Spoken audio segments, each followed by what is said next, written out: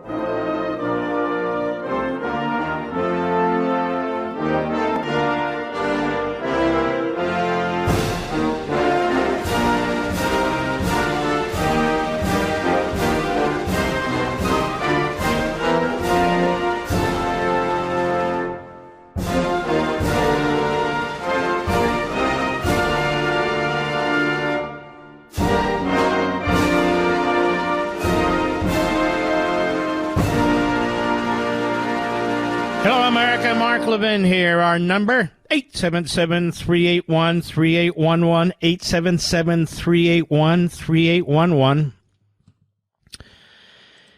You know, I've got a lot of very important information here. I hope you had a great weekend. I'm thrilled to be here. I'm thrilled you're there. And the President had a wonderful news conference with Benjamin Netanyahu. There was news broken there. We have more discussion about tariffs. I hope you were able to watch my shows on Saturday and Sunday where I laid it out in both monologues, as I have here. Well, in the end, this is going to be a good thing. Not tariffs per se, but his whole package. And now we see over 50 countries have contacted the United States to try and work out some kind of deal. And you know, here's the thing. By the time President Trump is done, we may have a situation where most of the industrialized world is not tariffing each other. That's a pretty damn good thing, too. But I've gotten tremendous feedback from my opening statements on Saturday and Sunday on Fox, as well as here, people wanting copies. So we post them on social media. And if you want to check them out, they are there. But before I get into some of these heavy issues, and I do want to get into them, there's something here I want to take a look at. Where did I put the damn thing? Yeah, that's what I was afraid of. It's not there. All right, it is mislabeled, I'm afraid. It is the Gateway Pundit on what's going on in the Islamic megacity near Dallas, Mr. Riddick. And let me see. Maybe it's this one. Nope. We'll see if we can find it. But I want to get into this a little bit, and we can talk about it later as well. That is during the course of the week. Because outside of Plano, Texas, and maybe it's in the edge of Plano, Texas, some Islamists have bought hundreds and hundreds of acres of land, and they intend to make an Islamic city. Let me know if you ever find it, Rich. Okay, here we go. There we go. Thank you, buddy. So I want to read this to you. No, it's the same one. Islamists found guilty targeting U.S. churches is what you keep sending me here. I don't know why we're not getting that. You know what? I'm going to move on. Once we figure it out, we'll figure it out. I'm definitely going to hit this subject, but we're getting the wrong. You got to look at the link, not just the title. All right, let's start here. Netanyahu in the Oval Office today with President Trump. This is the breaking news, I think, certainly in some respects. Let's go. Cut one, go. And, of course, we also discussed Iran. Look, we're both united in the goal that Iran does not ever get nuclear weapons. If it can be done diplomatically in a full way, the way it was done in Libya, I think that would be a good thing. But whatever happens, we have to make sure that Iran does not have nuclear weapons. That's the end of my speech. Mr. President, we're having direct talks with. Wait. We're having direct talks with Iran, and they've started. It'll go on Saturday. We have a very big meeting, and we'll see what can happen. And I think everybody agrees that doing a deal would be preferable to doing the obvious. And the obvious is not something that I want to be involved with, or frankly, that Israel wants to be involved with if they can avoid it. So we're going to see if we can avoid it. But it's getting to be very dangerous territory. And hopefully those talks will be successful. And I think it would be in Iran's best interest if they are successful. We hope that's going to happen. Here's what I don't understand. Why does anybody think it's going to happen? Why does anybody think that they're not going to lie and cheat? This is what they've done for over a decade. And they've even done it to the United Nations, their buddies. I don't understand why we think they're going to change their stripes or their spots, whichever. These are Islamo-Nazi terrorists. They have invested an enormous amount of effort into building nuclear weapons. And one warhead can blow one city off the face of the earth in this country. And that's the truth. And they're very good at rope-a-dope. Now, I've heard it said, it's being said, Mr. Levin is trying to draw America into a war. Have you heard that, Mr. Producer? I'm being singled out. Mark Levin wants to draw America into a war. No, I want to save America from nuclear annihilation. I don't believe in drawing people into wars and so forth. I believe in prudence looking at this. You've got freaks and fools and reprobates out there who are, even today, posting about we can't afford to go to war with Iran. We'll lose God knows how many, especially because of the terror. These are propagandists. These are morons. They're ideologues. I'm not any of these things. I'm a realist.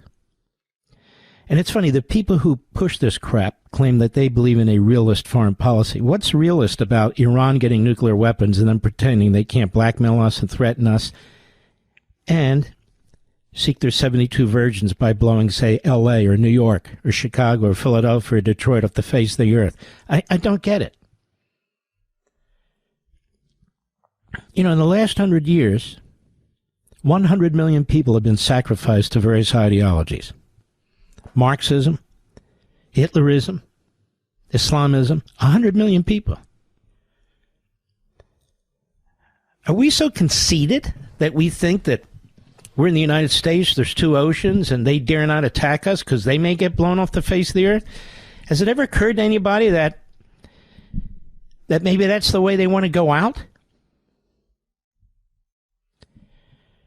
I mean, seriously, folks, you have an Islamo-Nazi regime that has been backing terrorism for over half a century, that has been killing Americans, maiming Americans for over half a century, that has backed terrorist organizations, that has been killing and maiming Americans, that has sought to assassinate our president, former Secretary of State, former National Security Advisor, and others.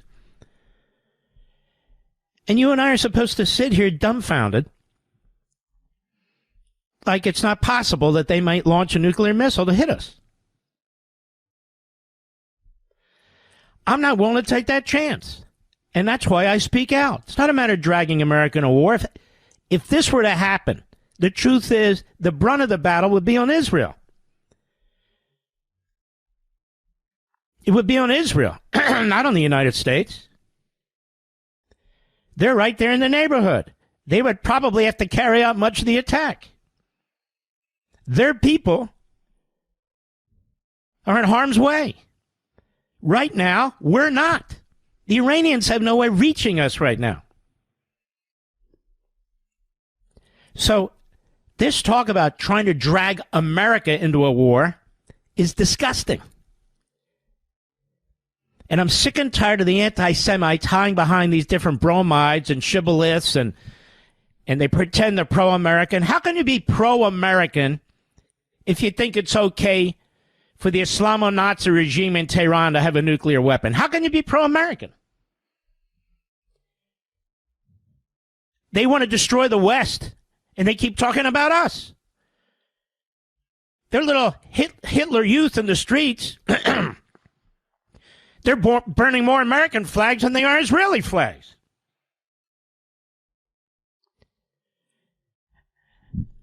I'm sick and tired of this double life some of these commentators live, where they pretend they're pro-American, America first, when they seem to be Iran first, Qatar first, Russia first, Communist China first. Am I missing something, Mr. Producer? No, I don't think so. Russia is a fascistic regime with imperial desires. Communist China is our greatest threat. It is a Maoist regime with a massive military now. You don't build a massive military just because you want to sit around and pick your nose. No. You don't build a massive military because you want to invade an island nation right off your coast. No. You don't need hypersonic missiles, killer satellites, 350 Navy ships, nuclear subs, aircraft carriers, and on and on and on to beat Taiwan. You just don't. And nobody's bothering Iran. The only reason Iran gets hit is as a counterattack. Nobody's seeking any territorial gain over Iran. Nobody's doing anything to Iran. Iran is doing everything to everybody else. Look what it's done to the people of Yemen. Look what it's done to the people of Lebanon. Look what it's done to the people in Gaza. Look what it's done to the people in Israel. Look what it's doing to the people in Iraq.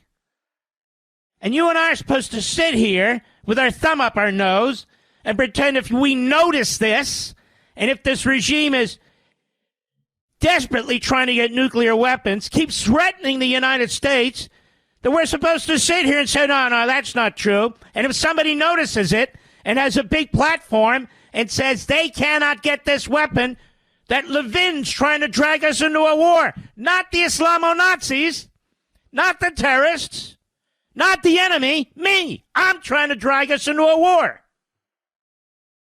Let me tell you something. It's not a matter of me dragging anybody into anything. We have enemies. They are evil. That's the way it is. That's the way it's always going to be. People who run around with the dumbest of labels and the fortune cookie mindset about never wars and all that, that's all well and good. If you're trying to get clicks and subscriptions and all the rest of it, that's fantastic. But when you're looking down the barrel of the enemy's gun, it is what it is. Donald Trump understands this. He says Iran must not get a nuclear weapon. Why does he say that? He doesn't say it about anybody else. Why does he say that about Iran? Because he knows that they're terrorists. And he knows that they're capable of using these weapons. And he certainly doesn't want it to happen on his watch. What does he know that these reprobates don't know? What do I know that they don't know? The answer is they're ideologues. They've been brainwashed. They've been brainwashed by the Soroses and the Kochs. They've been brainwashed by the isolationists. They've been brainwashed. They have persuaded themselves into the stupidity of their position. And many of them, simply put, are Jew haters. Not everybody who opposes, but some of the biggest mouths definitely are. Definitely are. But this isn't even about Jews.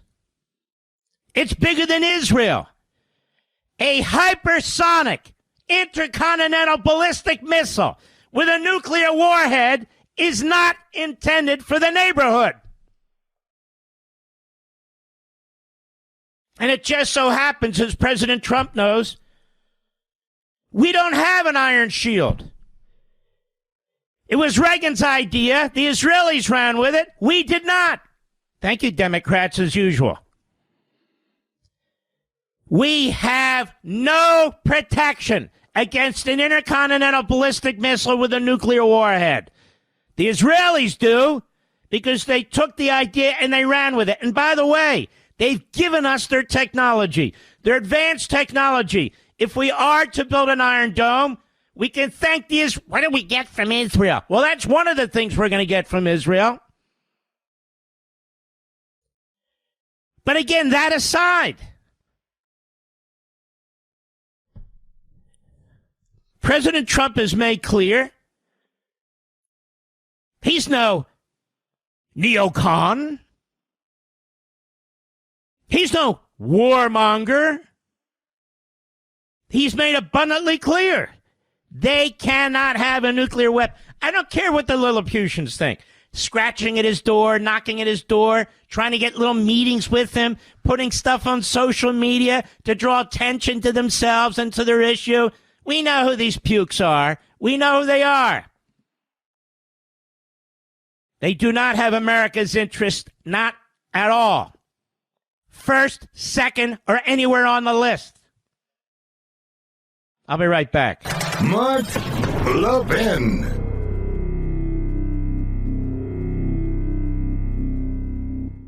Listen, folks, if you're like me, you're passionate about protecting our American values. That's why I trust the Heritage Foundation. They're dedicated to promoting policies based on free enterprise, limited government, and traditional American values. The Heritage Foundation does more than just produce policy recommendations. They're mobilizing conservatives across the country. And right now, they need you to take action by completing their national survey on President Trump's agenda. Your responses to this survey will help guide Heritage leadership as they work closely with folks in Washington to promote your values, secure America's borders, and restore our freedoms. Here's what I want you to do. Visit heritage.org/Levin, heritage.org/LEVIN to complete your survey. It's very, very important. My friends at Heritage need you to act now to help them maximize the impact on President Trump's first 100 days. Heritage is committed to preserving our founding fathers' principles and ensuring that America remains a beacon of freedom and opportunity. So I know you won't sit on the sidelines. You'll get involved, please, today, and make your voice heard. Visit heritage.org/Levin. That's heritage.org/LEVIN. Please complete your survey today. That's heritage.org/LEVIN, paid for by the Great Heritage Foundation.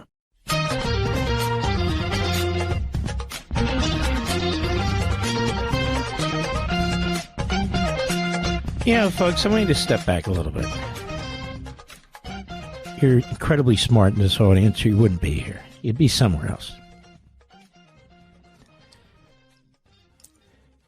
Let's forget the name Iran, the United States, whatever. Let's pretend we're in grade school again. Somebody had the ability.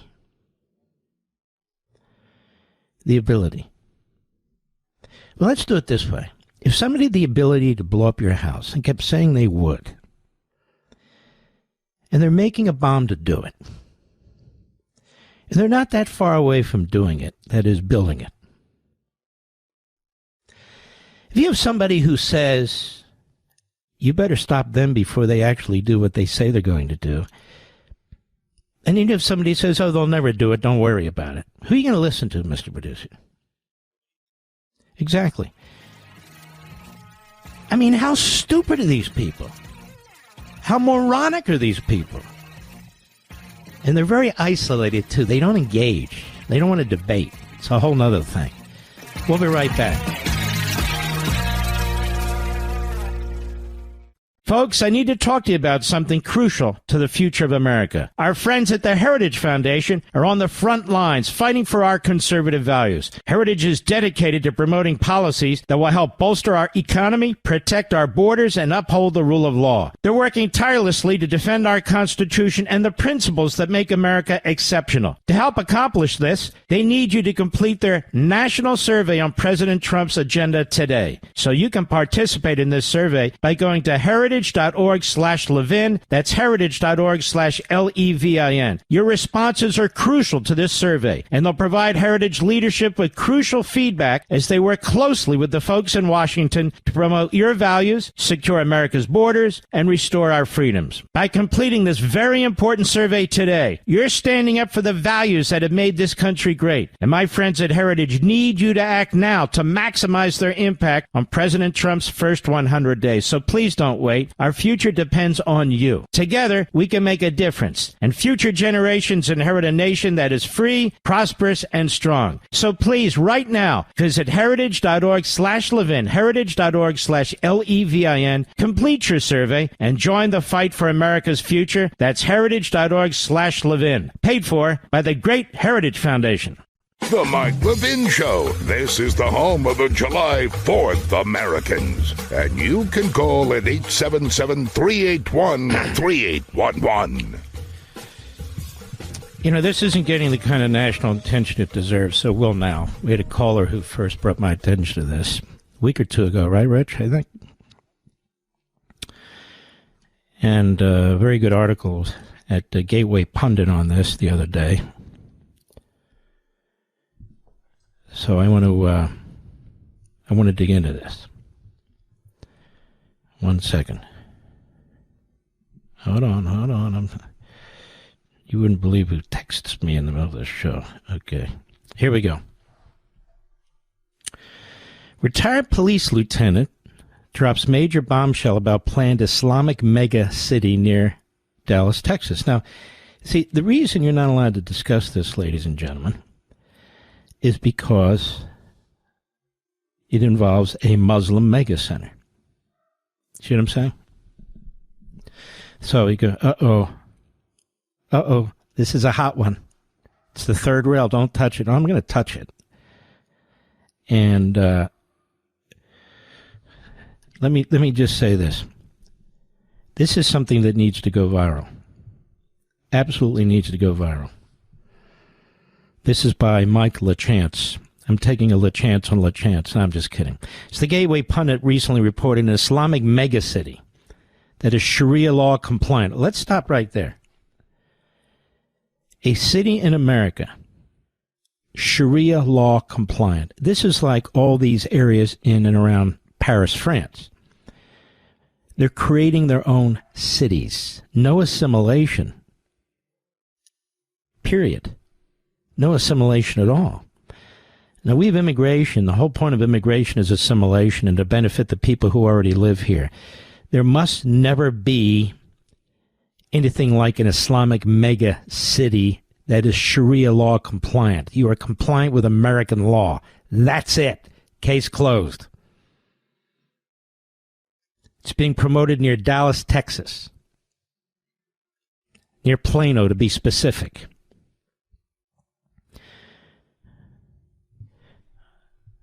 Okay, just bear with me. Bear with me, I'm going through this. All right, that's good.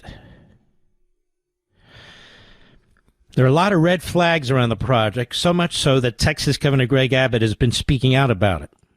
Okay? Now there's a video of a retired police lieutenant who is a recognized expert in SWAT activity.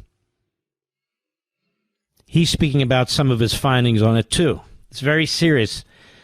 Via twitchy and explosive public testimony,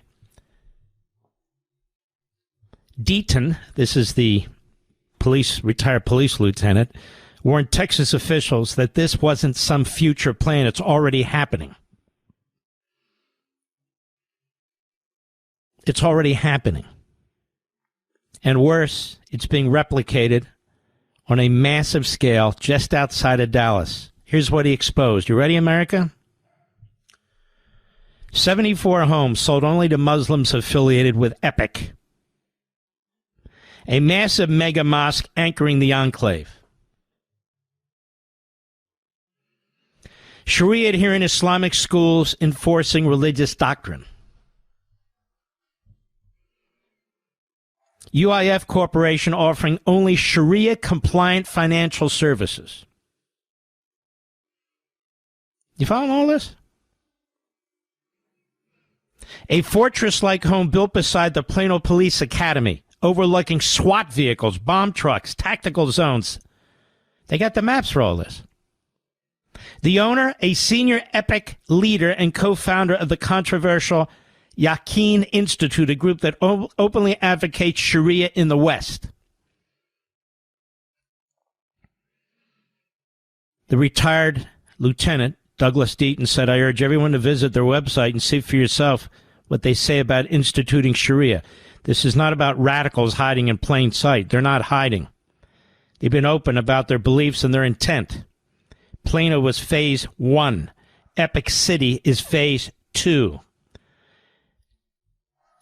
Now, Mr. Producer, let's go ahead and put this Gateway Pundit link on all the social sites and encourage people with the headline that says, "Just check this out!" Exclamation mark. It's called Epic City. The entire city has been built with no building permits. And Abbott says they talk about doing all this building, but they don't have any building permits to actually do any building. Now, Texas is investigating Epic City for many allegations. The Texas Rangers have opened up a criminal investigation. Sharia law is not allowed in Texas, the governor said. People who come to the United States need to assimilate. We do not need or want miniature countries within the country. Now, this can't stand, because if this starts, then it's going to have a precedential value, and you're going to see as it triggers other such efforts.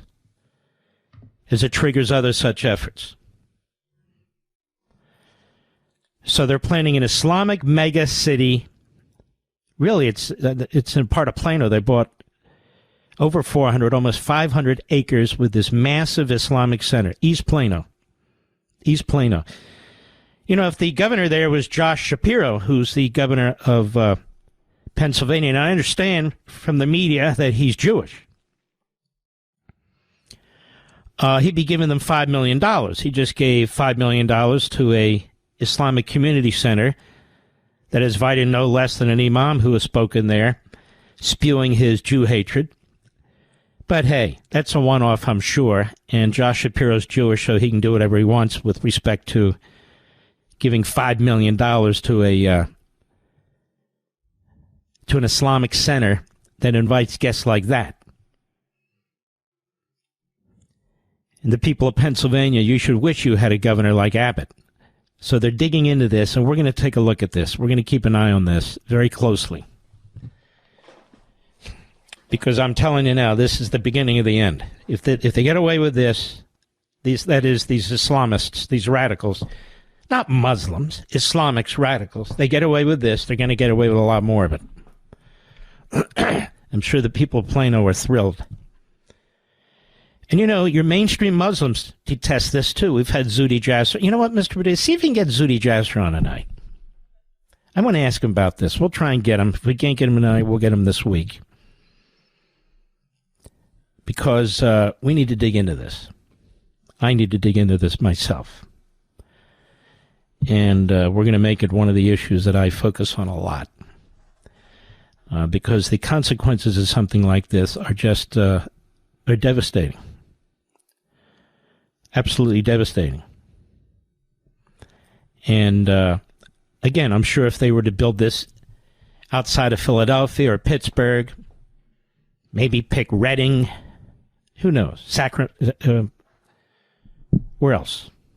Any of the little towns, Scranton, I guess. Sure, they'd be welcome, right? See, so the way the media will twist this is discrimination against Muslims. It has nothing to do with discrimination against Muslims. A Sharia law compliant massive Islamic center that requires people who apply to go through the Islamic financial process. They will only accept not just Muslims, but certain types of Muslims. And are not complying at all with the building codes because they don't believe they have to. I mean, after all, it's a Sharia-compliant community that they're building. That's intolerable. Absolutely intolerable. You know, we pride ourselves in this country, at least in the last half century or more, in integration, integrating communities, integrating people with diverse backgrounds. We pride ourselves on this.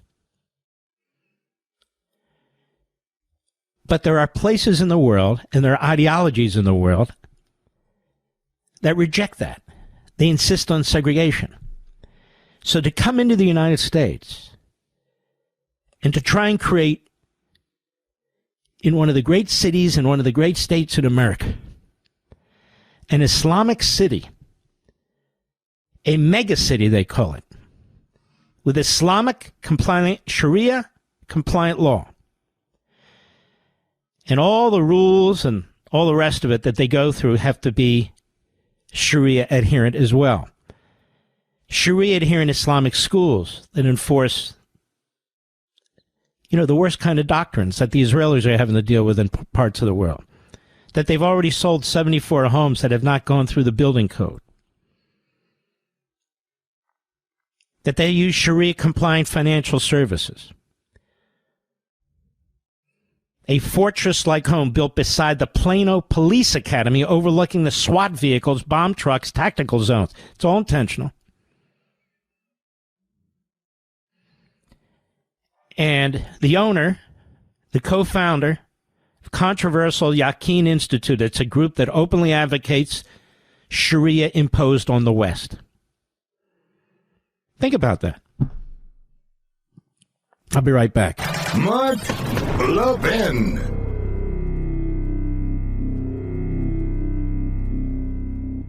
Listen, folks, if you're like me, you're passionate about protecting our American values. That's why I trust the Heritage Foundation. They're dedicated to promoting policies based on free enterprise, limited government, and traditional American values. The Heritage Foundation does more than just produce policy recommendations. They're mobilizing conservatives across the country. And right now, they need you to take action by completing their national survey on President Trump's agenda. Your responses to this survey will help guide Heritage leadership as they work closely with folks in Washington to promote your values, secure America's borders, and restore our freedoms. Here's what I want you to do. Visit heritage.org/Levin, heritage.org/LEVIN to complete your survey. It's very, very important. My friends at Heritage need you to act now to help them maximize the impact on President Trump's first 100 days. Heritage is committed to preserving our Founding Fathers' principles and ensuring that America remains a beacon of freedom and opportunity.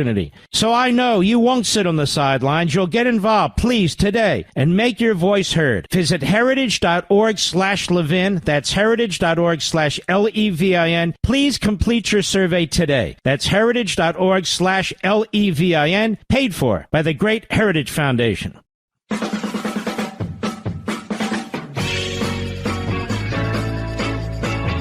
going to have Zudi Jasser on the program. I love this guy. He's a Muslim. He's an American. He was a commander in the United States Navy. He and his family fled Syria. He's been leading a Muslim reform effort. Here's the thing. You have Muslims in this country who have assimilated into the Western culture, like Jews or Christians or atheists, it doesn't matter. But my point is, and still practice their faith. And that's the way it's supposed to be. Then you have people in other parts of the world who don't believe in that. Who believe that it's my way or the highway. And not just in their own lives, in everybody else's life. And that's the problem, the throwbacks to the 7th century. And those are the terrorists, those are the Islamists, those are the jihadis, those are very violent, hateful people.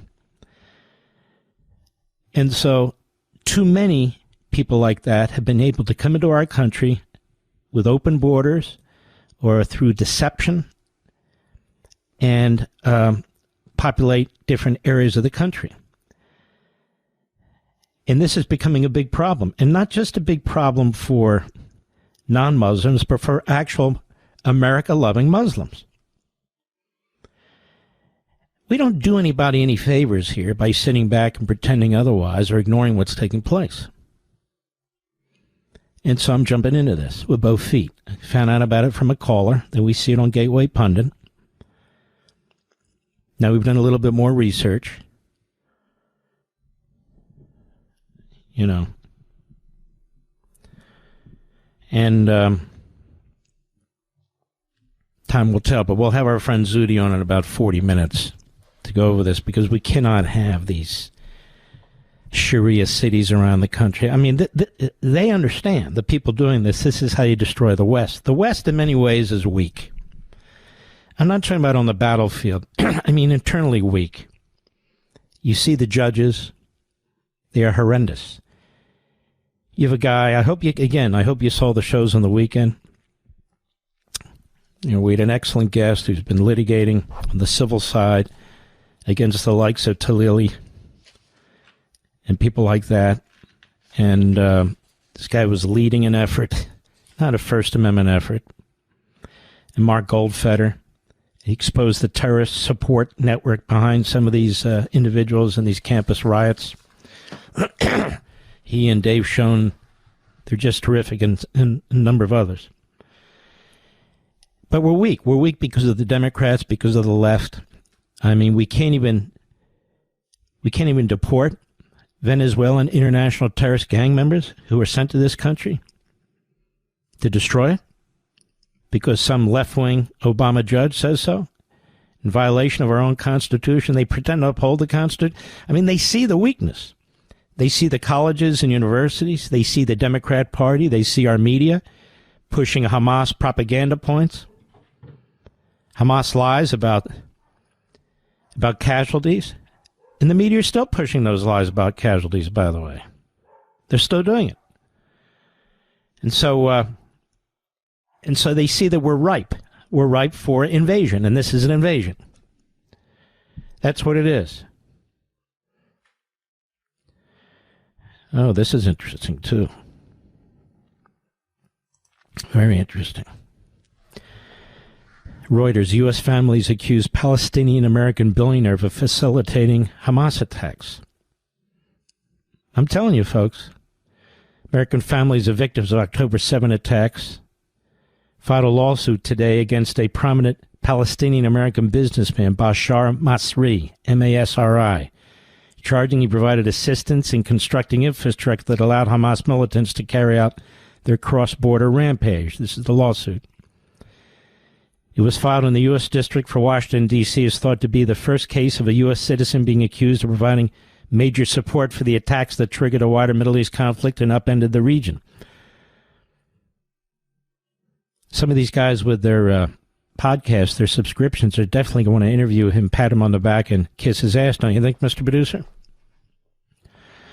Masri's office called the lawsuit baseless. According to a statement announcing the lawsuit, properties Masri owned, developed, and controlled, including 2 luxury hotels and leading industrial zone in Gaza, the Gaza Industrial Estate, is according to the lawsuit accusation, quote, concealed tunnels underneath them and had tunnel entrances accessible from within the properties, which Hamas used in terrorist operations before and after October 7th.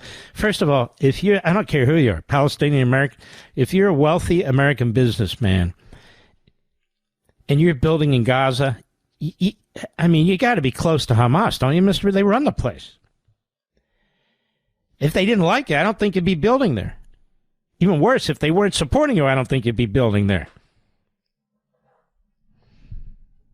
Let's see if Mark Levin can build in Gaza. What do you think of that, Rich? Defendants facility. I'm going to continue this. We're running out of time in this segment, but I want to pick up where I'm leaving off here.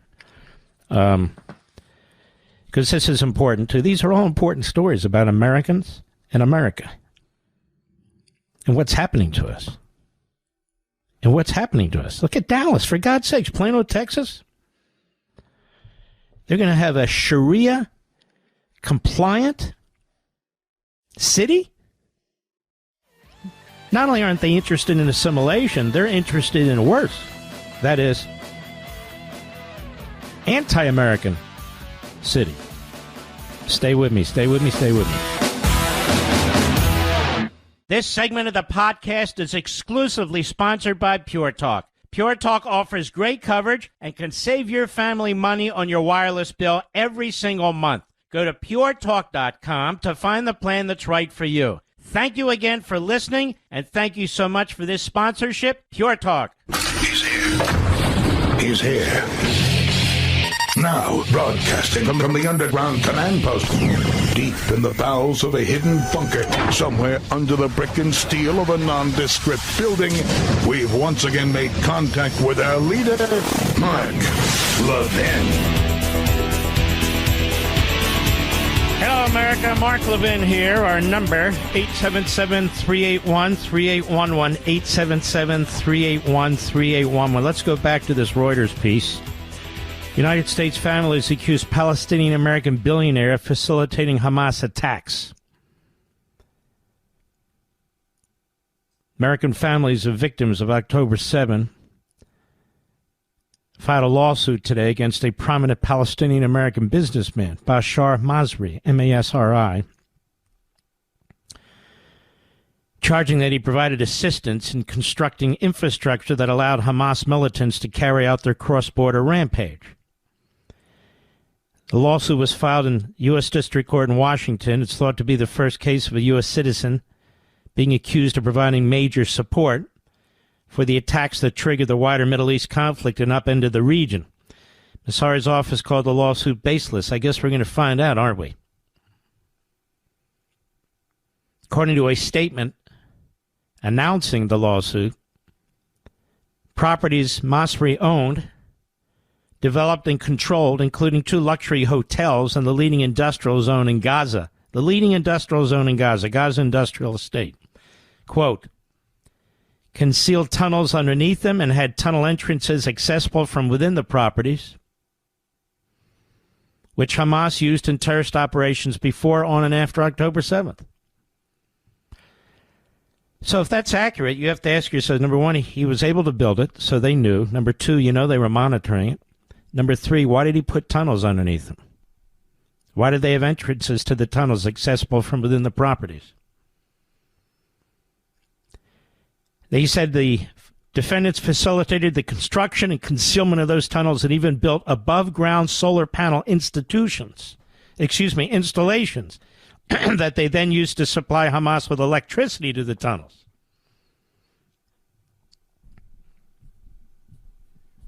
Now, we know they didn't do that without permission or without oversight from Hamas. The October 7 attacks killed some 1,200 Israelis, they write, including more than 40 Americans. Over 40 Americans were murdered on that day. And prompted Israeli retaliation. Here you go. Here's Reuters against Gaza that has since killed more than 50,000 Palestinians. Now, this is Hamas. These are their numbers. Even now, today, it's April 7th. Last week, Hamas indicated that the numbers were high and that 72% of those killed were of terrorist age young men. My phrase, terrorist, but terrorist age young men. None of that is in the Reuters piece. None of it. Because Reuters is a pro-Hamas sleazeball operation. The lawsuit, which targets Masri and his companies, was filed on behalf of nearly 200 American plaintiffs, including survivors and relatives of victims. Our goal is to expose those who've aided and abetted Hamas. Well, somebody better sue Qatar. And to try and bring accountability to individuals and companies that have presented a legitimate and moderate image to the Western world, but have actively and knowingly helped Hamas. Lee Wolowski of the Wilkie Farr and Gallagher law firm. Congratulations, sir. Lead attorney representing the plaintiff said in a statement. It said GIE was originally established with the help of U.S. taxpayer funding. Got that? Via the U.S. Agency for International Development to promote economic growth in the region. It said that as a result of the defendant's deception, Hamas tunnel network was built with the help of infrastructure and energy projects financed by international institutions, including the World Bank. A statement from Masri's office called the allegations against him and his businesses false, said he would seek their dismissal in court. Of course you will, because you know if it goes to trial, you may have a problem, pal. It said Masri had been involved in the development, humanitarian work for the past decades and unequivocally opposes violence of any kind. Well, then explain the tunnels and explain the access to the tunnels and explain Hamas's approval. This you'll have to do. This you'll have to do. A March 10 article in the Jerusalem Post cited unnamed diplomatic sources as saying that Masri had served as a close advisor to Adam Boehler, U.S. President Trump's envoy seeking release of hostages held in Gaza. Interesting, isn't it, Mr. Producer? A Reuters interview in October 2020, when he was 59, Masri spoke in favor of Gulf Arab ties with Israel, condemned by Palestinian leaders, saying they could be an opportunity to apply fresh pressure to halt Jewish settlement in occupied land. He said, Palestinians must not give up hope. Our enemies want us to give up hope. If we give up hope, they have exactly what they want, and there'll be no Palestine, no Palestinian people, he said.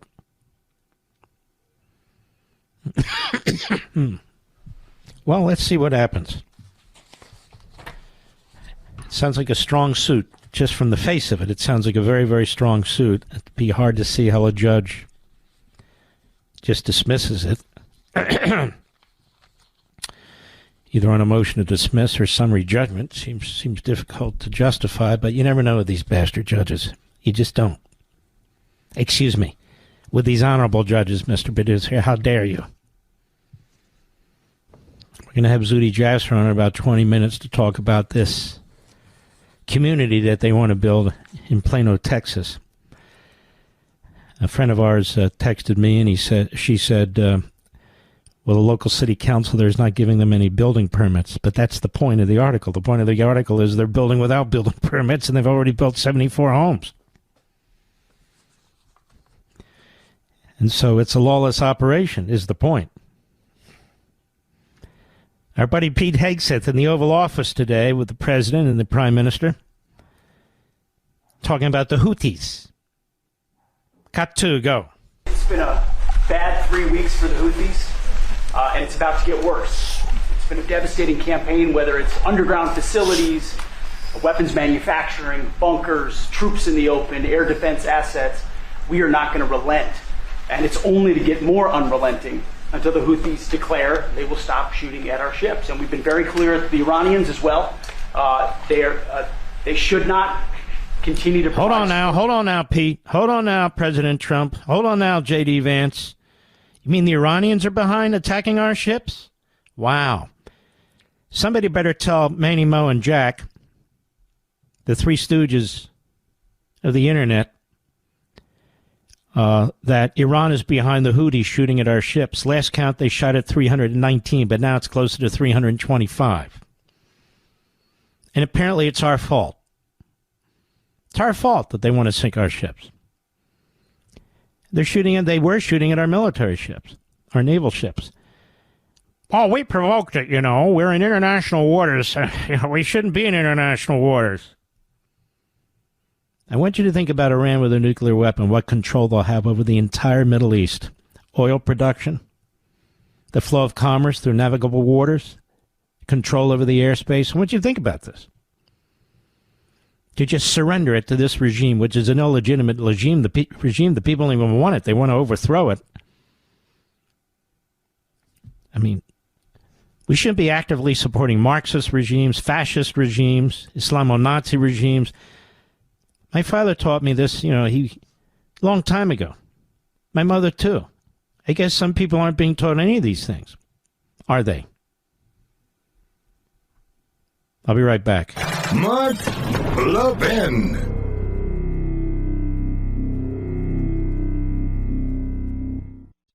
Don't get suckered into the same old free phone game by Big Wireless that comes with a lot of fine print, like requiring you to sign up for 4 lines plus activation fees, plus.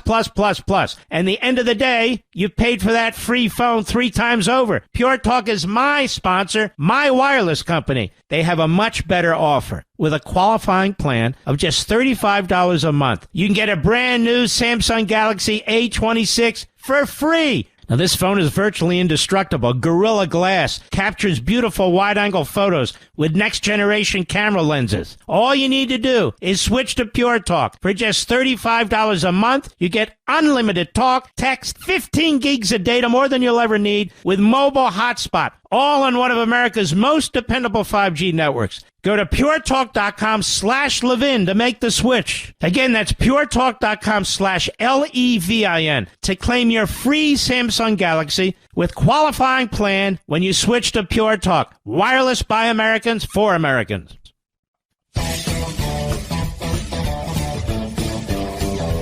The United States Supreme Court just ruled the Trump administration can restart for now deportations of migrants it claims are members of Venezuelan gangs using a seldom invoked wartime authority.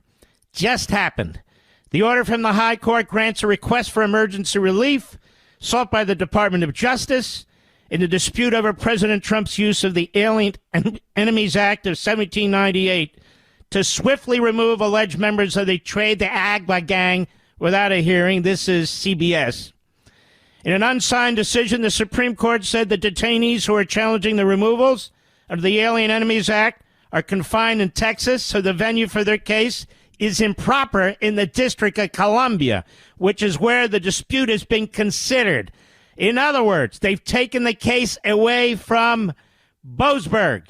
As a result, the government is likely to succeed on the merits of this action, said the U.S. Supreme Court. It added that detainees subject to the 1798 law after the date of the Supreme Court's order must receive notice that they face removal under the Alien Enemies Act. That notice must be afforded within a reasonable time and in such manner as will allow them to actually seek habeas relief in the proper venue before such removal occurs. A federal district court issued an order last month preventing the government from deporting the migrants under the law. The decision from the High Court to do so comes amid rising tensions between I don't need their propaganda. All right, ladies and gentlemen, at least for now, the Supreme Court said, no, those Venezuelan gang members, their deportation can continue. When you have other Venezuelans and you bring them forward, they have to have notice. But under this statute, 1798, Alien Enemies Act, the swift removal is upheld. For now. Now, the district court had said no. The appellate panel had said no. The U.S. Supreme Court says yes, for now. Now, ladies and gentlemen, I don't like to do this, but I've been right about this 100%. 100%. The legal analysts out there, all over cable, all over the rest of the media, they always have egg on their faces. Always. And they never apologize. They never reverse course. They never say they're wrong. Then we get the hosts who say, like I've been saying, who are cowards, who haven't been saying. We've led this effort. I want to give credit also to Kerry Urban on Fox. Bill Barr, former Attorney General, when he was on Fox, said the same thing. I said, and I will continue to say, these judges are out of line. And we have led the effort behind this microphone, on this radio program, on Fox, on my Saturday and Sunday shows, on the Blaze, digital TV, on the internet. We here have led the effort to confront these out-of-control, rogue, federal district judges. This judge, Boasberg, didn't even have the authority as a matter of jurisdiction to be ruling on this. According to the court, They are confined to Texas, so the venue for their case is improper in the District of Columbia, which is where their dispute is being considered. Now think about this, America. One for the Gipper, or the new Gipper, Trump. This is why we fight these things. This is why I do what I do. To me, it's exhilarating. It's obviously not when we lose, but, you know, these district judges don't have the final say, thank God. The 235 who were appointed during the Biden regime by somebody and pushed through for confirmation because they were, quote-unquote, progressives. And that is according to Schmucky Chucky Schumer. Supreme Court clears the way for deportations of alleged Venezuelan gang members to resume. It's obvious that at least a majority of these justices are giving this some very, very serious thought right now. Very serious thought right now. Now, I can remember when I first challenged all this on Fox. There was a legal analyst over there. You know, I brought hundreds, if not thousands of cases, and sometimes you have, you know, a judge. They get it wrong, you just appeal the case. You don't, of course you appeal the case. But what's going on here is more than a single case. What's going on here is an abuse of power by the judiciary on the whole like we've never seen in our country's history, where individual lower court judges are imposing their will on the President of the United States, but even more the people, the sovereign people of the United States. I don't know how long this will last. I don't know what the Supreme Court will do next, but I know what they did here. They took the request for emergency relief and they took it immediately. They said the jurisdiction is in the wrong court.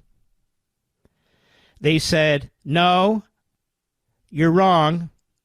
They're likely to succeed on the merits, that is the government, by at least having the case removed from Washington because it belongs in Texas.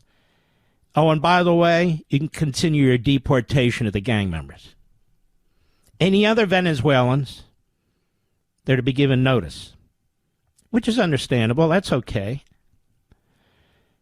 But the gang members, under this old law, the Alien Enemies Act of 1798. Now, I will remind you, America, that old law is newer than your Constitution.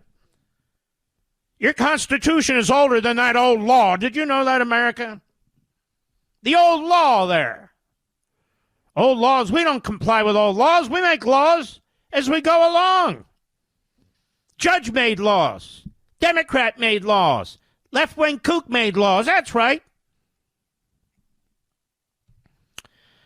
And so it goes. There's another decision today that was also helpful to the administration, as a matter of fact. And that's a good thing. Anyway, we're covering the news as it breaks. So that means we have to move from issue to issue depending on how things do break. I will get into this tariff issue. It looks like President Trump, they just keep underestimating him. It drives me crazy. There's more than 50 countries lined up who want to negotiate a new tariff deal or a tariff deal with the United States, and they want to get it down to zero. None of this would be happening but for Trump. So what the media will continue to do is focus on the stock market. There's a lot of industries that are actually going to be helped by this. A lot of industries that are on their backs that are actually going to recover from this. There's a lot of our industrial heartland that needs to come back for our national security purposes that are going to benefit from this. But it's not just this. He's got a massive growth economic program on the table. And we're going to keep a very close eye on these Republicans in Congress. Very, very close. The Senate's starting to make me nervous. The Senate's starting to make me nervous. None of these phony damn things. You know what? We're not putting up with it anymore here. We're just not. Not that I ever did. I never put up with it. Did I, Mr. Producer? No, never did. We're going to hold people, their feet to the fire, and we're going to name names, as we always do. I guess that's why they don't come on.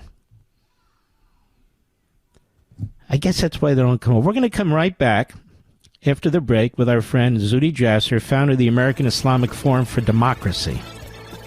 Not for imposing Sharia law, and we want to get his impression on what's taking place here in Plano, Texas. We'll be right back. Don't get suckered into the same old free phone game by Big Wireless that comes with a lot of fine print, like requiring you to sign up for 4 lines plus activation fees, plus.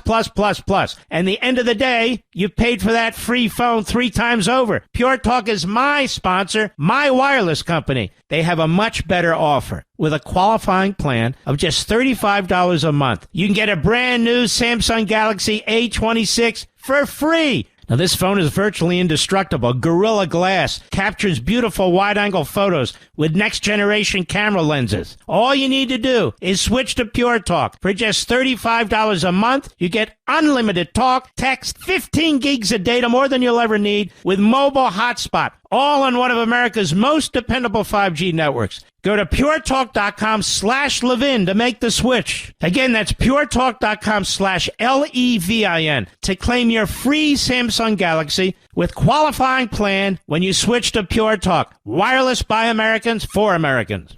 Mark Levin, America's passionately cerebral voice. Talk with that voice now. 877-381-3811. You know, we have my good friend Zudi Jasser with us, who unfortunately didn't get to Congress. He would have been a great congressman. And one of the reasons is to counter all this insanity that's going on here, Zudi. Do you see this effort in Plano, Texas, to build this this city? What were they calling it? Epic City. Welcome to Epic City. They've already built 74 homes. They have no building permits. It's the East Plano, Islamic Center. What are they doing here? They say that it's going to be strictly Sharia law, that's what they're going to educate the kids on. Only Muslims may apply. Only Muslims may be there. It's 400 acres. They're going to have apartments. They're going to have a massive mosque. And they have no intention of assimilating, quite the opposite. What do you make of this? Well, I have to tell you, and thanks for having me, Mark. It's always amazing to be with you. And, I'm glad you're bringing attention to this because, as you look at what happened in Europe, the separationist mentality, they start doing that when they know that the external community is having an impact on them, and they're losing followers to their political Islamic movement. Their attempts to indoctrinate our youth are failing. And you saw Al Jazeera English, which Al Gore sold for $500 million or even more, failed miserably in the United States and went out of business within 3 years, thank God. And, Al Jazeera is the propaganda arm for political Islam globally. But this thing, right? It's run by a cleric. Yeah, it's run out of Qatar, which is how you had the red-green axis radicalizing folks. Is the green part of it was not only anti-Semitic but anti-American, anti-Western, anti-Israel, and ultimately the reason they want to create these separationist groups and separate them out of society is because they're worried about the ability of freedom and liberty and individualism and anti-tribalism to impact their youth, their families, and others. And they may claim it's about religious liberty. They may claim it's about religious freedom. But at the end of the day, the cleric running this is Yasser Qadhi, Qadhi. Yasser has been was openly a denier of the Holocaust, and then he claimed that he changed his ways since he said that 15, 20 years ago. He has openly talked positively about what Hamas did on October 7 and its genocidal acts. He runs a website, a platform called Muslim Matters that ultimately looks at radicalizing our community against the West.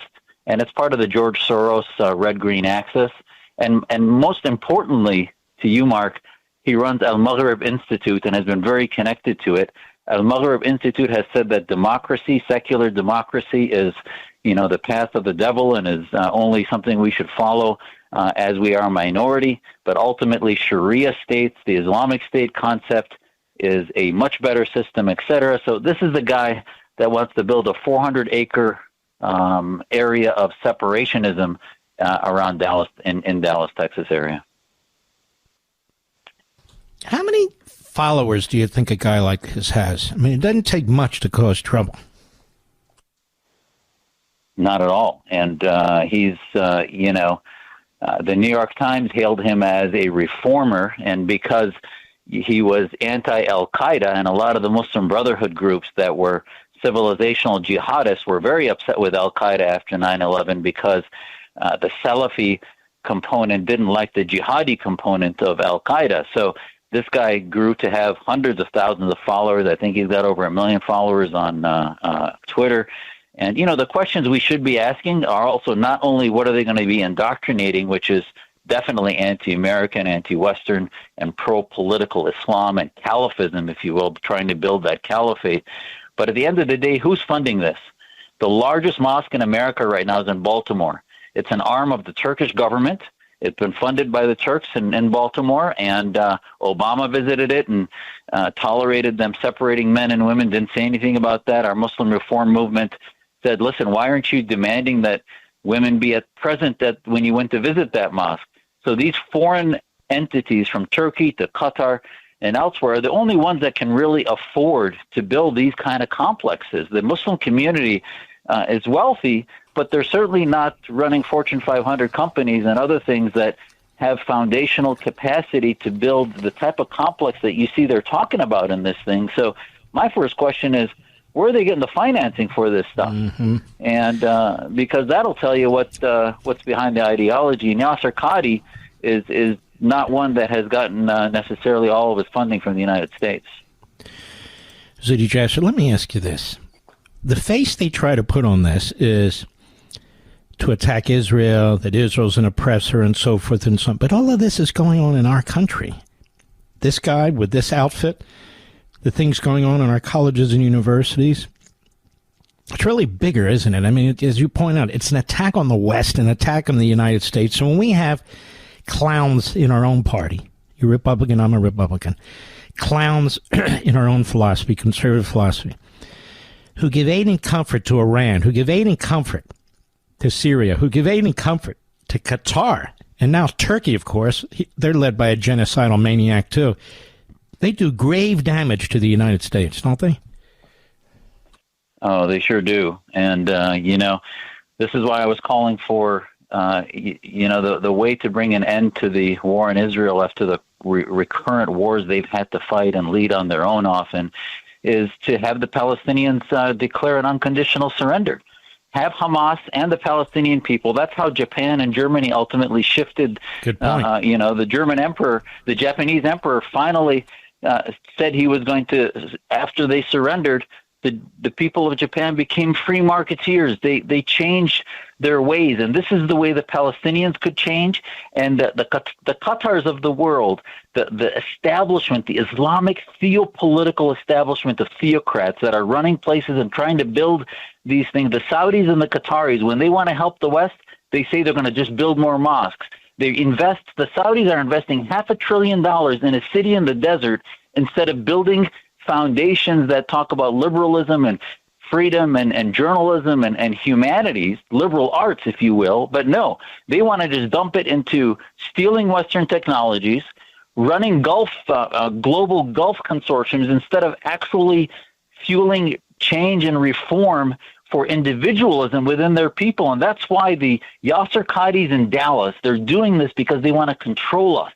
And you realize that they're losing the war of control when they start to develop enclaves that can insulate them and incubate radicalism rather than integrating into society. Well, I'm glad to hear you say that, because I was watching this and getting a different view, which is, how many politicians do these people own? A lot. Qatar, Saudi Arabia. How many bureaucrats in the federal government do they own? A lot. How many law firms do they control? A lot. So my concern is, Qatar's at the negotiating table and so forth and being praised. My concern is that they have bought a lot of clout and a lot of power, at least at the upper end, no? 100%. And it really has penetrated a lot of folks on both sides of the aisle. I mean, I'm going to give you an example. In this East Plano area, I was an expert witness for a woman who was trying to get a divorce from her husband, that this same religious institution in Dallas was creating a marriage document that she couldn't get out of 10, 15 years later. She was trying to use American laws to identify her rights as an equal partner in this marriage that she wanted to get divorced from, and he was invoking some sham document that mosque created to say that, well, that takes precedence, and the conservative judges in those areas were in Texas were denying her rights because of the exclusion of religious freedom. And this is the problem, is that we confuse conservative values of lack of intervention from federal government with the incubation of anti-American, anti-Western foreign legal systems, which is a very different debate. The Islamic world is in the same place in our religious debate that America was at our founding, not where we are in the 21st century. That's all about anti-religious separatism and anti, hyper secular anti-religious movements of the far left. No, Islam is where America was in the 17th and 18th century, and our conservative movement sometimes, for some of the folks who are, like you said, bought and paid by Qatar and others, are going to conveniently forget that fact when it comes to things like this. And we see it with this guy Khalil. They're trying to turn him into a First Amendment martyr. He's no First Amendment martyr. He's a mouthpiece for Hamas. He is, there's civil litigation, and that's really the best way to get to the bottom of these things, Zudi. And these lawyers who are very good, very tough, very smart, they're saying, look at this document. They're promoting Hamas and this and this and that. They're not. It's not a First Amendment thing. This is, you don't belong in the country. You're here as a guest. Goodbye. Right? Exactly. I mean, what rational human being would say that the American U.S. Constitution that I joined the Navy and would die for, and so many of Americans put our lives and have put their lives on the line for, would then say that, well, that basically applies to every human being on the planet that might end up here that wants to hurt us or whatever, then they also deserve the protections of the First Amendment. That's absurd. They don't. They're not citizens. They are here on privilege.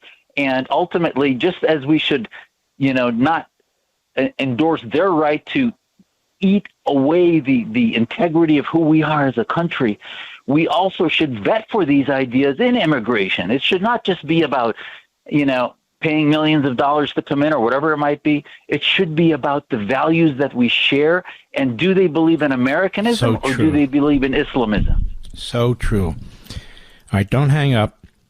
I want people to know a little bit more about you and your family. Your family came to the United States. What were they escaping? So when we come back, let's talk about that.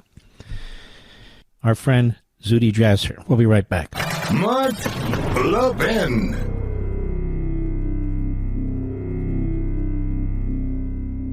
Don't get suckered into the same old free phone game by Big Wireless that comes with a lot of fine print, like requiring you to sign up for 4 lines plus activation fees, plus.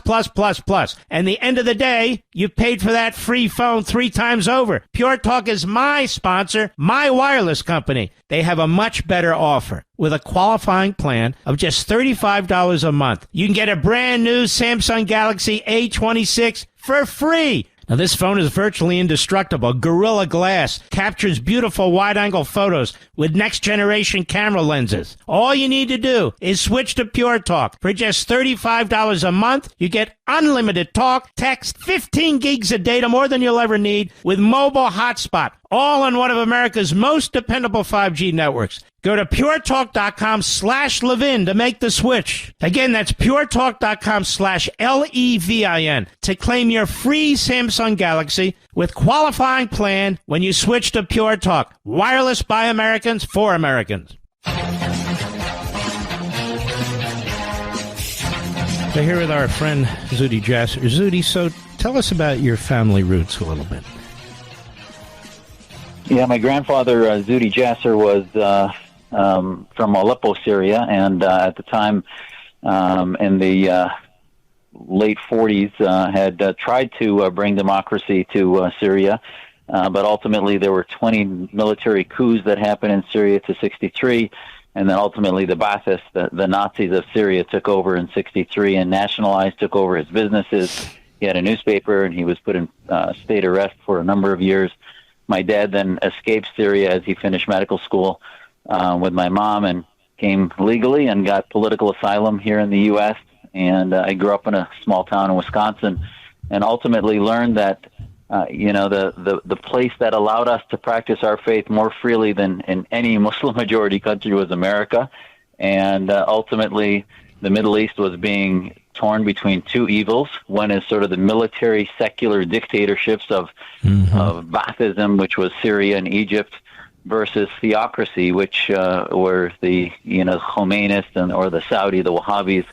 And ultimately, Assad, over time, got into the Iranian orbit, and I wish my parents, I wish my dad and my grandfather were alive to see what Israel did to really save Syria. And ultimately, the last few months we saw that it wasn't necessarily, that God bless the hundreds of thousands that died trying to get rid of Assad. They weren't able to do it.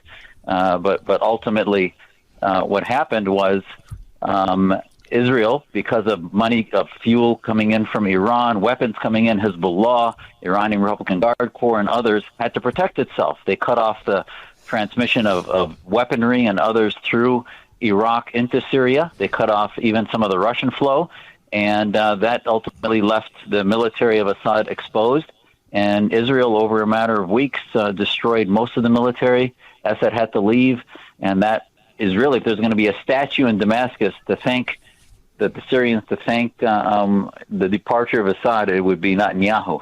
And ultimately, they did that for their own self-preservation. And I think, when people say, well, Syria now is even worse because you have a former al-Qaeda jihadist running it, I say, listen, as a doctor, when you have a massive tumor that's removed from a patient, they're going to get sicker. There are metastases, and the jihadists are part of the metastases. You remember it took General Mattis and Trump's first administration to get rid of ISIS because Assad let them thrive. He destroyed the moderates, destroyed families like mine. And the jihadists are no better. They're worse in many ways. But that cancer, patients are going to get sicker before. And if any country has a chance at success, it'll be Syria because of the fact that Israel decimated their military. The deep state is very weak. They can't really do more of those coups. So ultimately, we might see a country that has a diversity of Kurds and Druze and Shia, Sunni, and Christians and others that might have to come together. But not if Erdogan has his way, because he's horrendous. Tell everybody very quickly, we're running out of time, what he's doing with Syria. Oh, he's taken it over. Not only has he tried to put out his own leadership, he is trying to put air bases there, with Russian missiles there, so that he can threaten Israel and threaten the region. Turkey has no business being in NATO, and we need to pay attention to what they're doing there. Yeah, it's 100% right. And what do you make of people who say that Israel has been spreading the war in the Middle East? You just gave Israel kudos for what happened in Syria. If it wasn't for Israel starting to fight the Houthis, I don't know that we would be fighting the Houthis now. And I don't mean by men. I mean taking out their infrastructure and so forth and so on. I think Netanyahu has changed the entire Middle East and even the hard left. You and I talk about the fusion of the Marxists and the Islamists. And you see that in Israel, too. And you see it around Israel, too, right? That's why they're trying to take on Netanyahu. Exactly, and the bottom line is Israel is the little America in the Middle East that is surrounded by some of the worst neighbors in the world, and whether it's the militants of Iran that see an end of time scenario where they would translate individual al-Qaeda type, Islamist type militancy to a national fratricide if they had a nuclear weapon. So the reality is that Israel has to live with that, and what they're doing... Hold on there. I don't know if you have time. I'm going to try and hold you one more segment after the top of the hour. This is very important, because this has come to the fore. Iran getting a nuclear weapon. Is there a problem with that? Because we actually have people, prominent people, who are going on and saying, we can't afford to stop them. We can't get involved in that. That it's Levin. That's me now. trying to drag America into a war. I'm not trying to drag America into anything. I'm just looking at this like you are, Zudi, and saying, wait a minute, they can't get a nuke. They may actually think about hitting us. So if you can stick with us, stick with us. We'll be right back.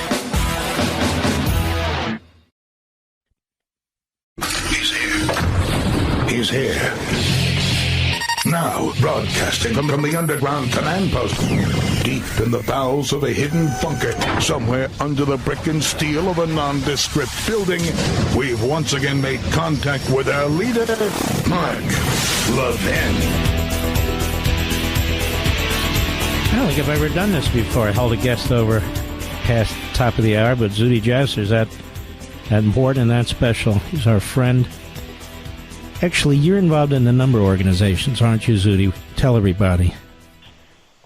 Yes, I'm president and founder of the American Islamic Forum for Democracy, which we founded after 9/11 to counter this ideology of political Islam. And in the journey since then, we founded a coalition called the Muslim Reform Movement, which is about reformers in the West, in Europe, Canada, and across the world. And also, more recently, the Clarity Coalition. Clarity stands for Champions for Liberty Against the Reality of Islamist Tyranny. And that includes multiple think tanks and others in the West, many of whom you and I know as friends that are in this space, that we formed as sort of the folks that, like the old Committee on the Present Danger during the Cold War. Clarity Coalition is about recognizing the red-green axis and educating folks about it.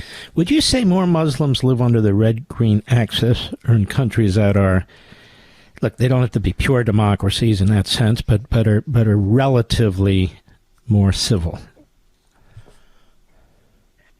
Well, the OIC is the Organization of Islamic Cooperation. That's 56 Muslim-majority countries, and they are essentially the neo-caliphate of the world today.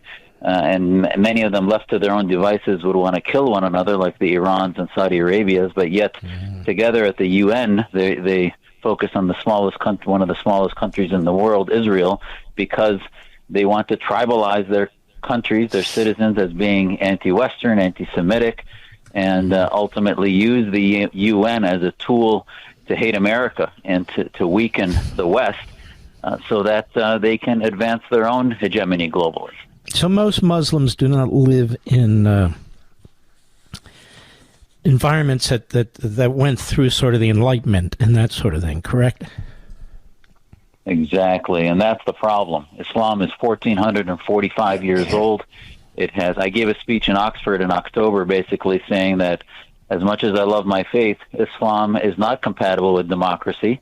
Maybe the faith of God is, but Islam, the brand of today, is not. There's a reason there's no countries that have gone through modernity that are Muslim majority, and the free thinkers that developed Western ideas of our constitutional freedoms and Bill of Rights, and leaders like yourself just have not been able to exist and write and speak in Muslim-majority countries. They have blasphemy laws, apostasy laws.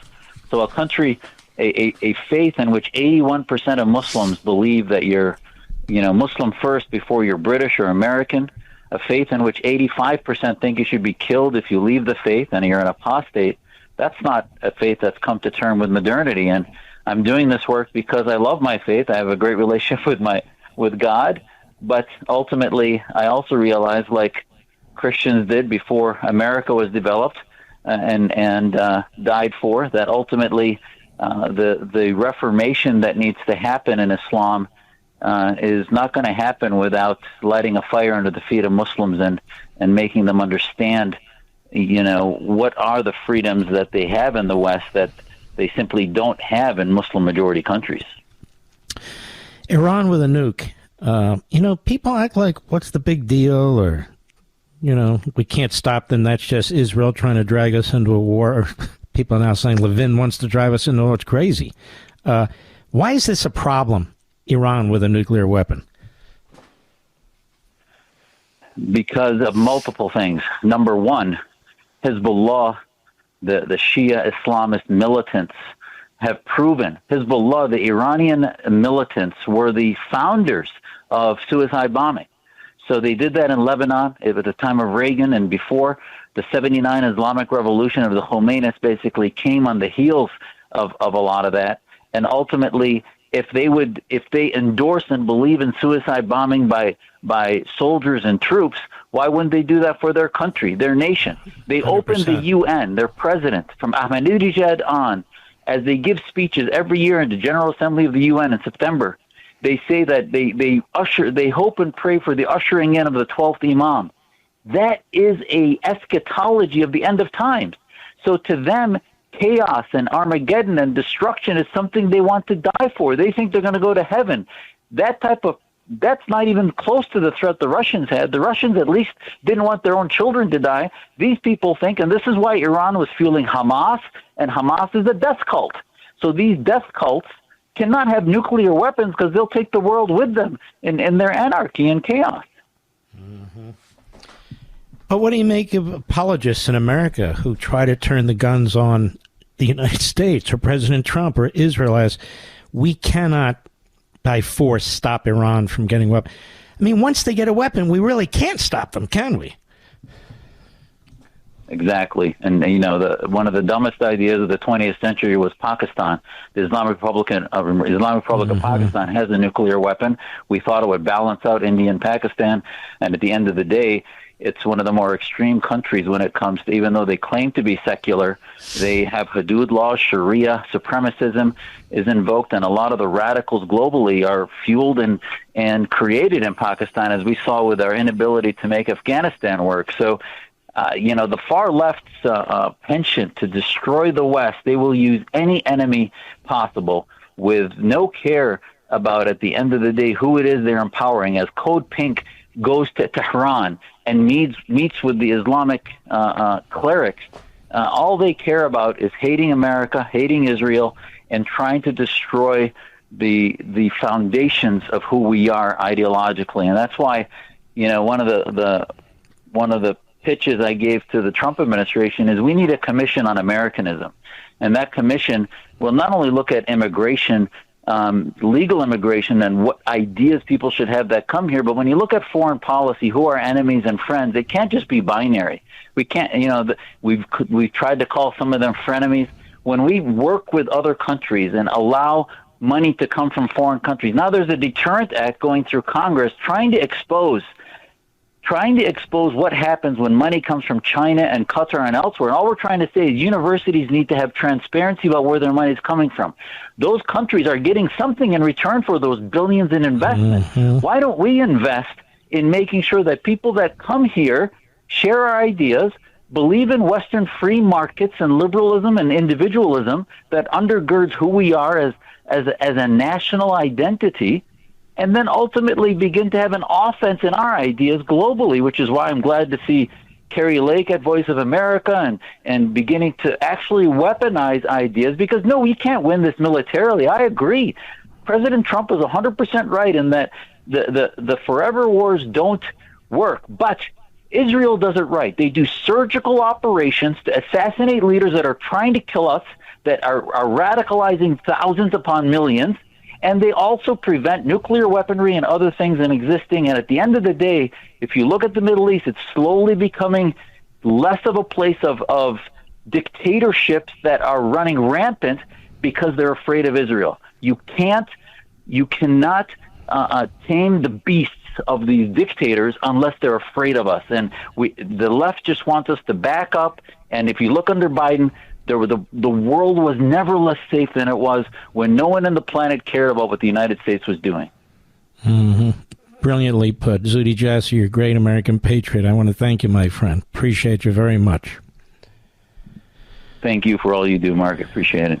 All right, man. Take care. God, I wish you were in Congress. Don't you, Rich? Well, maybe the Senate. Maybe the Senate. Let's see. What would you have me do, Rich? Oh, yes, indeed. I'll be right back. Mark Levin.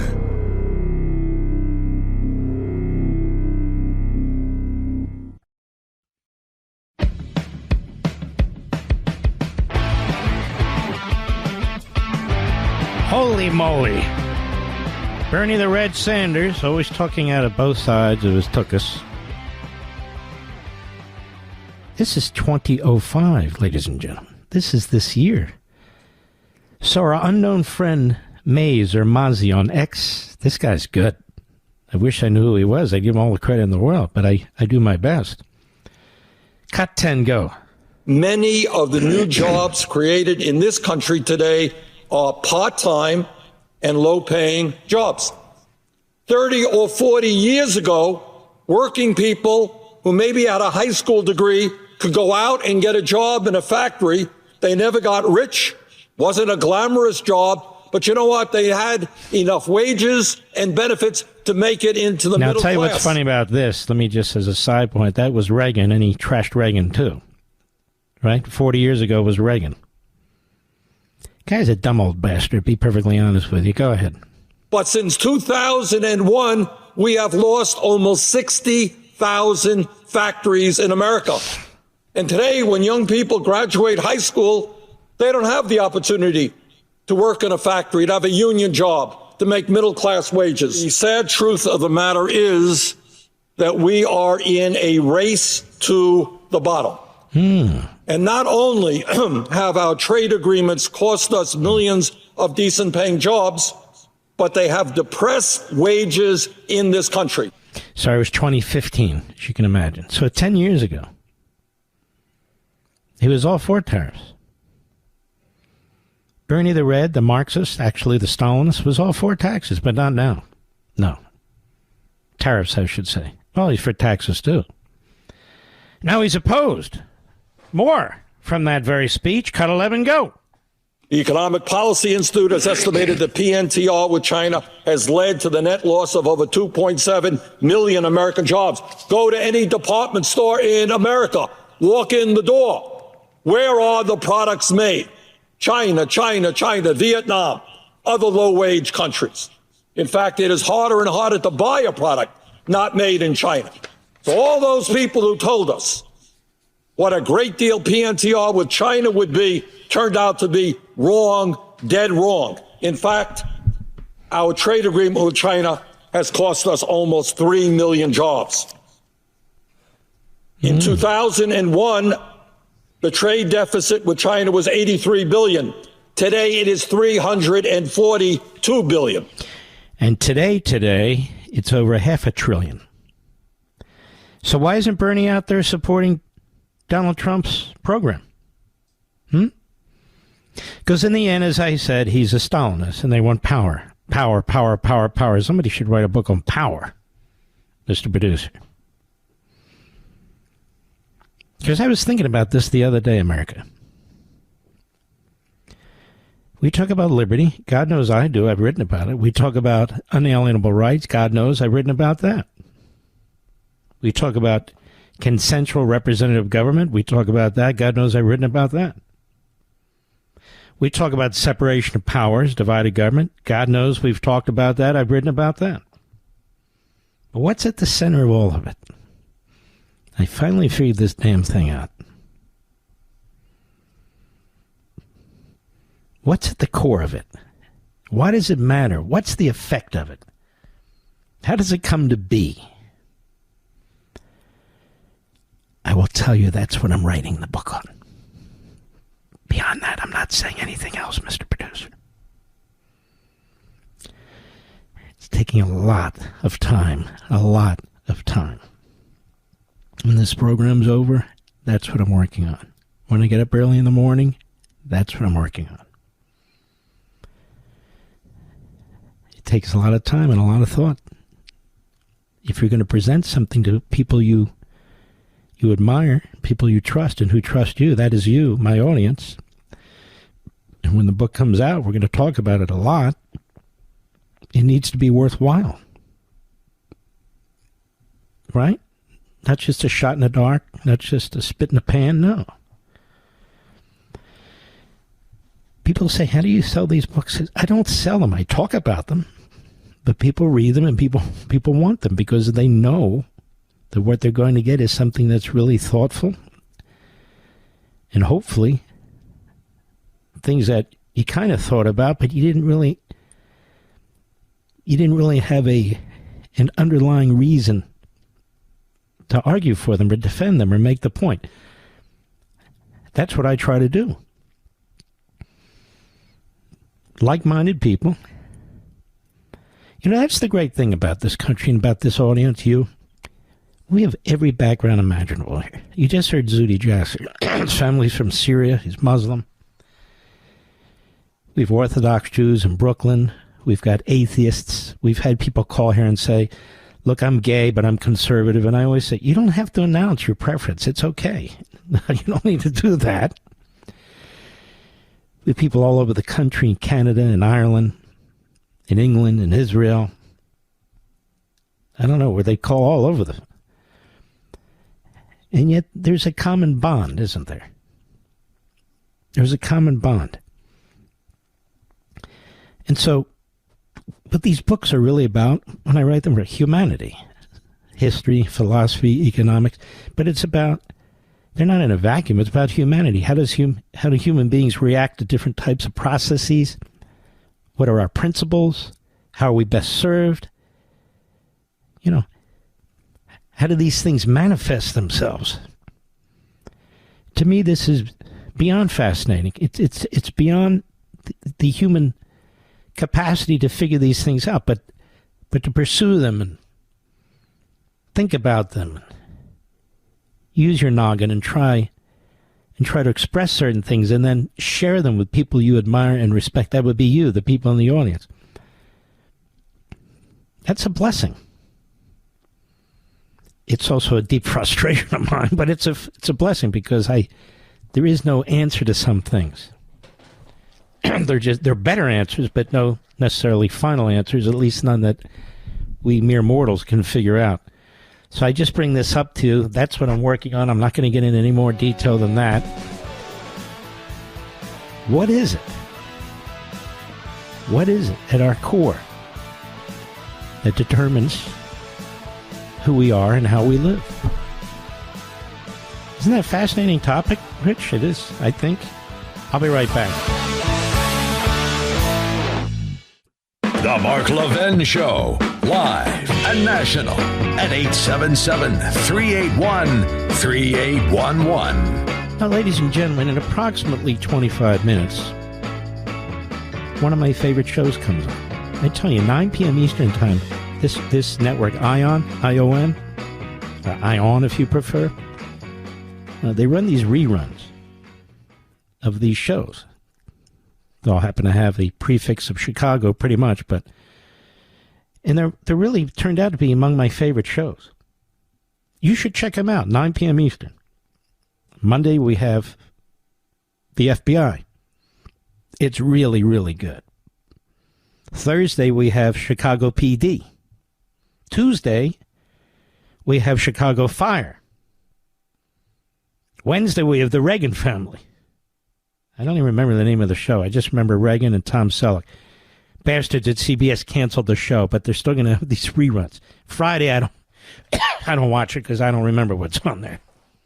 Maybe the Jewelry Channel or something like that. Like watching the History Channel. I like those guys that go around looking for stuff. Mike and fill in the blank. Frank passed away. I was very sad. Frank passed away. I liked Frank. And, of course, we have Pawn Stars, our buddy Rick. That's a great show. It never gets old to me. I love watching these things. I like watching people bring stuff in. Right now I'm writing, so I don't get to watch as much as I want to. But I've almost completed this project. I can't comment on it. I'm so anxious to tell you more. Because, look, we're a big family here. We really are. I love you folks. But here I am. Right, Mr. Producer? All right. Here I am. Where else would I be? So you have these anti-Trumpers around the country. They rallied on Saturday. I'm guessing most of them are federal employees who lost their jobs or contractors or whatever. But whatever. These people always have time to, maybe it's rent a mob. I don't know what it is. But they're out there. And we're finding out from various interviews, they don't even know why they're out there. They don't know why they're there. We don't know why they're there, and they don't know why they're there. Well, here's one at one of these hands-off rally in Maryland Saturday. Hands off what? It's not the Clinton administration. Cut 16, go. So what makes Trump a fascist?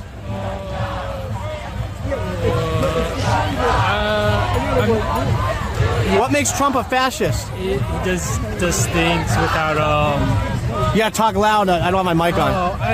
I'm not really good into interviews. Sorry? He just doesn't. He just does everything he wants, and not following laws or he's a convicted felon. That's all I know. But your sign says he's a fascist, and I'm just curious what makes him a fascist. One of the things is that he's trying to control the media, right? Say that again? He's trying to control the narrative. How is he trying to control the media? Doesn't every president try to control the narrative? They try to control their own narrative, but one of the things that Trump's has done, for example, is the renaming the Gulf of Mexico, and then not allowing the Associated Press to come into the White House. Basically, trying to get. What are your feelings about him renaming the Gulf of Mexico as the Gulf of America when a majority of the Gulf is in fact on the coast of America as opposed to Mexico? I mean, it's kind of pointless. People. Is it pointless? Yeah, no, it's fascist.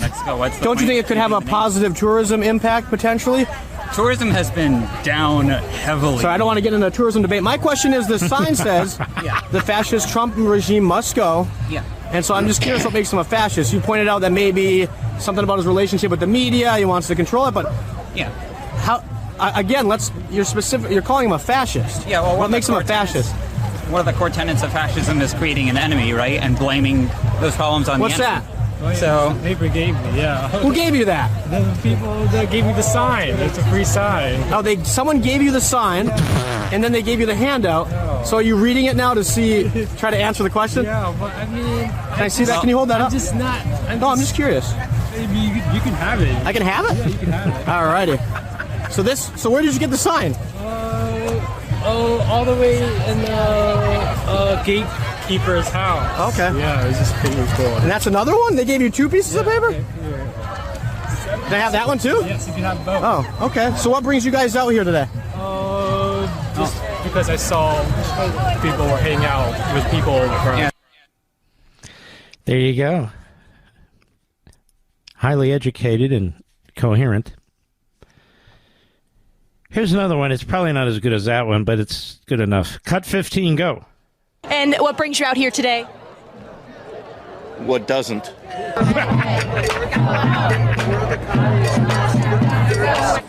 Can you explain a little bit for our viewers what this means? Go ahead. No, you explain it. Cactostocracy. Government by the least suitable or competent citizens of a state. He's reading Seems to fit, doesn't it? Somebody gave him a note.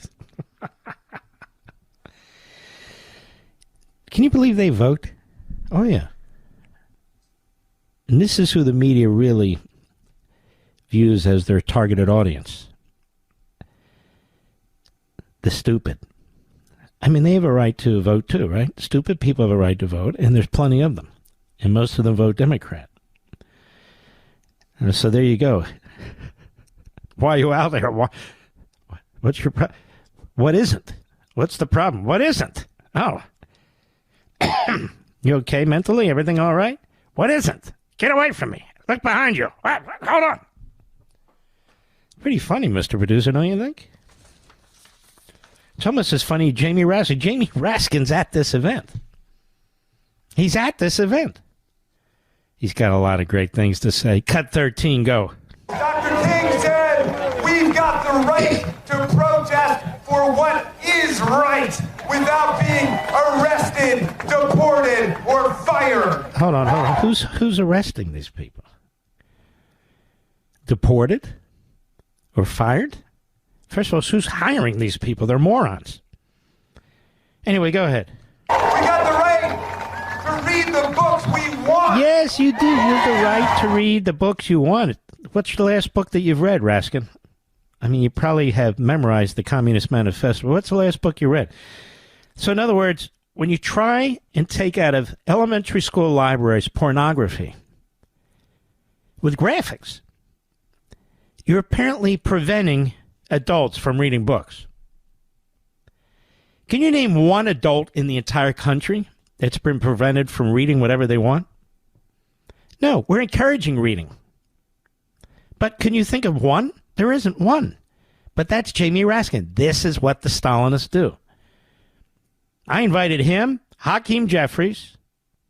No, it was Hakeem Jeffries, Schumer, and Sanders on my shows over the weekend to come on the program, either individually or collectively. I want to confront them on tax cuts for billionaires, the destruction of Social Security and Medicare and Medicaid under Trump. I want to confront them. Do you know not one of them responded, Mr. Producer? But you've tried to reach them and none of them respond, right? Go ahead. Including 1984 and The Handmaid's Tale. 1984. That's George Orwell. George Orwell thought you were the enemy, Raskin. Go ahead. The non-fiction section. We've even got the right to call the We even got the right. Well, here's a guy who claims to be literate. We even have the right, but what do I know, right? Go ahead. For crashing our economy, destroying $6 trillion of wealth and turning You know, it was only about a month ago they were talking about eggs. Remember that in America? Eggs are through the eggs and eggs and eggs. Now it's the stock market. The stock market will come back. It always does. And when it comes back, they'll move on to eggs again or something. Whatever they can find. They can't talk about the cost of abortions because abortions are mostly free in this country, so they won't get into that. Go ahead. Into a 201k. Oh, wait a minute. He has a comedy writer. So your 401k is turned into a 201k. Go ahead. And the press has the right to call the Gulf of Mexico the Gulf of Mexico. There you go. Very compelling, very articulate. Don't you find him to be charismatic, America? I'll be right back. Mark Levin.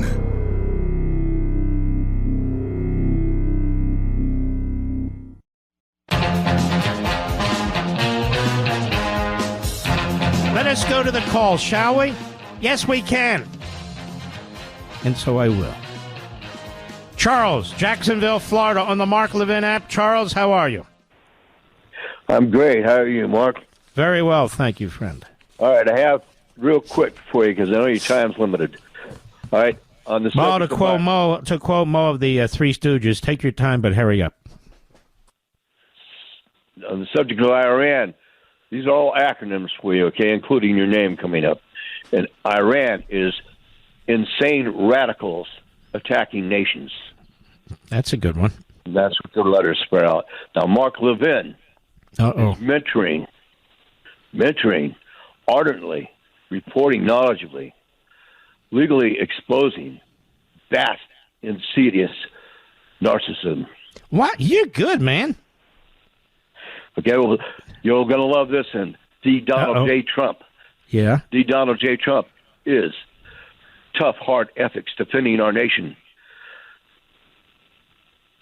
I love it. Against lunatics dissenting, justify terminating radical, unholy, monstrous predators. Holy mackerel.